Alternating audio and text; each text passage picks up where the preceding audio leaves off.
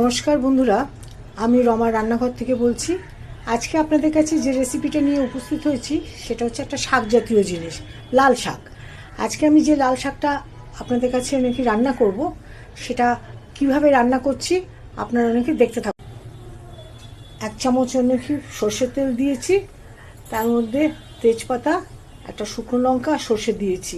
শাকটাকে কুচিয়ে রেখেছি এবং জলে ভালো করে ধুয়ে রেখেছি।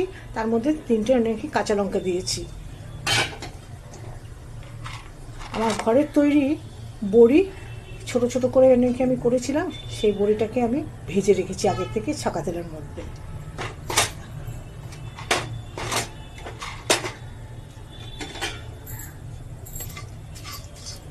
তেলটা গরম হয়ে গেছে, আমি এবার এই শাকটাকে ছেড়ে দিচ্ছি।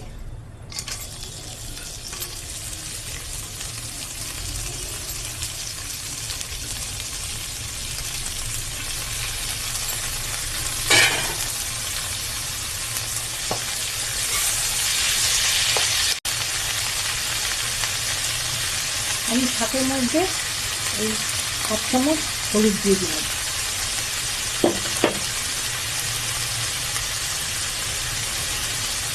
হাফ চামচ আমি নুন দিয়ে দিচ্ছি।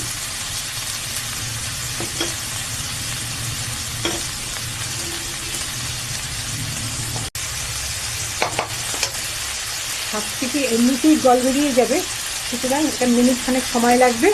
ততক্ষণে এটা আমি একটু আস্তে কমিয়ে দিয়ে রাখি। শাকটা আমার জল শুষে গেছে, এখন আমি গ্যাসটাকে বন্ধ করে দিচ্ছি। আমার রান্নাটা এখানেই শেষ।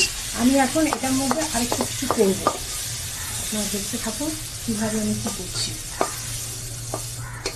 এর মধ্যে আমি দেব কাসুন্দি। এই কাসুন্দিটা দিলে শাকটা খেতে দারুণ সুন্দর লাগে।